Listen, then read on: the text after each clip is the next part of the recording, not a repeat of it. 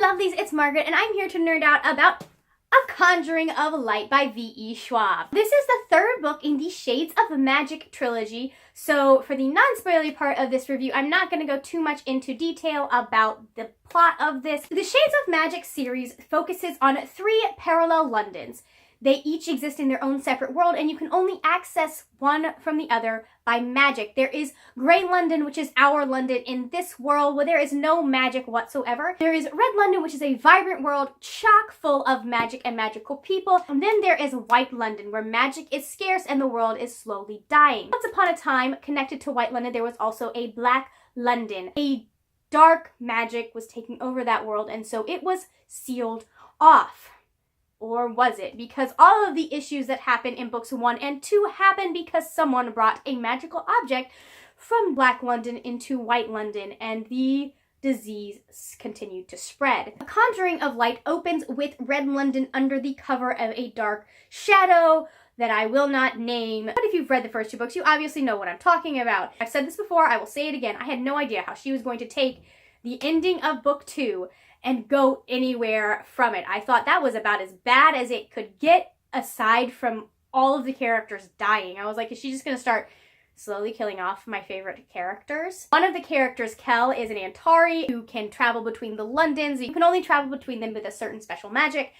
There are 3 characters in this series that can do that. I'm not going to name names because one of them is a little bit of a spoiler. It is a fun read. It's one of my favorite reads of last year. I actually put it in my top 10 of 2017, which I will link below. So I'm going to go into the non-spoilery part of my review, which will probably just be a lot of incoherent words about how much I loved this series, as most of my reviews are wont to be. And then I will wave goodbye to those of you that have not read the book, and I'm going to talk about some of my favorite parts of the book. I actually follow Victoria Schwab on Twitter, and she is one of my favorite people to follow on Twitter. If you are a writer and you are looking for writers to inspire you and make you feel like you're not alone in the world, I would highly recommend following Victoria Schwab because she is fantastic on Twitter. She's very real about the writing process. I really enjoy that. This is my first series of her, and I cannot wait to dive into some of her other books. She is probably one of the best world builders that I have ever read.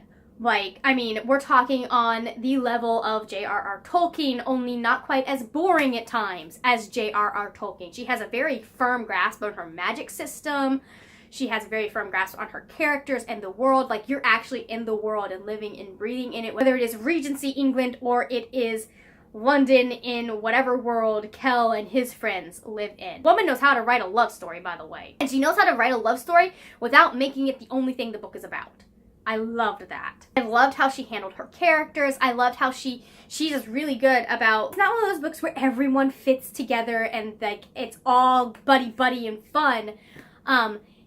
There's a lot of clashing, but her characters are so realistic, and they do such a good job of like it's not just, oh, character A doesn't like character B because there's not supposed to, it's like there's legitimate stuff going on that for character A and that doesn't make character A or character B necessarily bad people. It just makes them humans who have misunderstandings and don't quite get each other. I'm pretty sure everyone who's read this series knows who character A and character B are. Again, I want to reiterate that like her plot was so, it just kept getting more complicated as you get through the books. And loved how solid this plot was. She took them to like rock bottom at the end of book 2. And then in this book, she just starts shoveling. And the characters end up worse off than they were at the beginning of the book. Like, I wasn't sure how she was gonna how they were gonna go anywhere. I thought I was gonna be reading a book about people who are trapped in a small space for a long amount of time. And I did read a book about some people who were trapped in a small space for an amount of time, but obviously because we have magic, there was a loophole. I just liked how she didn't get stuck. I don't know how she didn't get stuck. I have a feeling that if I had written this series, I would have been very stuck. I feel like she maybe was probably very stuck for a little bit, and then she figured out how to get out of the stuckness. Okay, so that is the end of the non-spoilery part of this review. If you have not read the book, goodbye. You should leave now because I don't want to spoil it for you. Bye to those who don't want to be spoiled, and for those of you that have no problem with spoilers, let's get into it. Most anticipated moment of this series did not disappoint. Oh my gosh. So when Kel finally freaking figures out that Lila was an Antari. I expected him to figure this out in the last book. I'm like, how dumb do you have to be, boy? Oh my gosh. Like, I figured it out in the first book. He's a freaking Antari. How did he not figure it out? It's like, only Antari can travel between the worlds. You know, that should have been his first clue, right?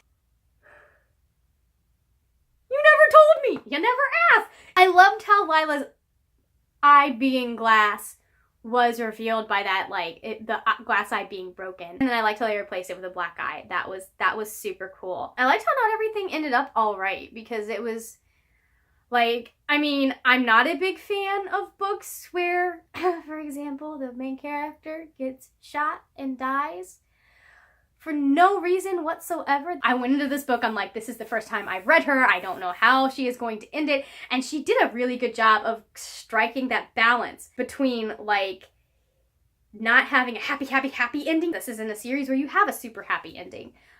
You had the consequences. You had the fact that Ree had lost his parents. You had the fact that Kel was, I don't know, was it like, I don't want to say crippled, but he had like chronic pain, I guess, due to his magic. I liked how there were consequences. Having consequences are good. The consequences killing off the main character are bad, and I was glad that the consequences did not kill off any of the main characters. I would have been so disappointed if I had had to hate this series because they killed off like Lila or Kel, who were my two favorites. Because if you kill off Margaret's favorites, I can never read the book again.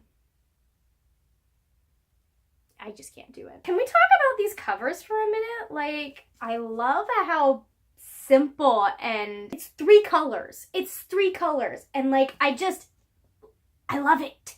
As someone who did design, not necessarily art design, but I did design, costume design. So I super love when people figure out how to do stuff like that. I'm not sure whether that's supposed to be Holland or Osaron. Osaron? I don't know how to pronounce his name. I didn't listen to this when I actually read it. This book took so long to read. It's just so much stuff. You could kill someone with this book, guys. I love books that you could kill people with, though. I really do. Like, I'm like, oh, look. This is what the doctor was talking when he said, books, the greatest weapon in the world. What, bam. I liked getting Holland's backstory. Like, at the beginning, I was just like, I really don't care. I really don't care about this. Get me back to the characters that I actually care about. But I really, especially considering how important Holland ended up being, I think that was a necessary thing to have that backstory and kind of go into why Holland was the way he was, because you wanted to have that sympathy for him at the end. I kind of am interested to see what happens in White London now that all of that has happened. Ugh! Kel and Alucard. You both love the same person. Figure a way to make it work. Duh! Boys are dumb sometimes. So dumb. Stupid macho ego stuff that was going on with those two. I was just like, Urgh. It was fantastic how she handled that. It was fantastic. And it was very realistic. Speaking as someone who has seen family members that don't get along. But like, just... bury your freaking differences and be nice to each other for the sake of that person that is so important to you. You know what I mean? I'm gonna be so bummed if she does this second series that she's doing in this Shades of Magic world and we don't get to see our faves. So bummed. I'm hoping she pulls a straight up Tamora Pierce, where like they keep making cameos in any of the rest of her series. She got the boat. She got the boat. She got the boat. She got the boat. I thought that was fantastic. I thought that was great. And then Kel got to see the world. Oh my gosh. I was so happy about that too. I'm really unhappy that Ree doesn't get to see the world. I hope that she finds a way around that maybe later. And he gets to go, you know, go places. The final battle was one of the best done final battles I've ever read. Like, I didn't feel lost for a second during the final battle. Like, I knew what was going on at all times. I had a feeling I knew it was gonna be Holland, but at the same time, she kind of like kept you guessing as to who was going to be the one that paid the price. That's a very hard thing to do with me, to get to have me questioning what I think is going to happen. Just talking about it, I want to reread it all over again. I can't because I need to read a whole bunch of other books, but I do want to. That is all I wanted to talk about for now, guys, but don't forget to drop down in the comments and let me know if you have read this book. I would love to hear from you and talk with you about A Conjuring of Light. I don't have enough people to talk about this series with in my life. I think I'm the only one of my friends who has read this series. Also, if you enjoyed this review, don't forget to subscribe either on my YouTube channel or head over to my website, which is www.thewordnerd.com. Don't forget that is a 3 instead of the E in the word nerd. You can also find me as The Word Nerd on Twitter and Instagram. Alright guys, that's it for now. I will see you later when we will talk about more wordy, nerdy things. Bye!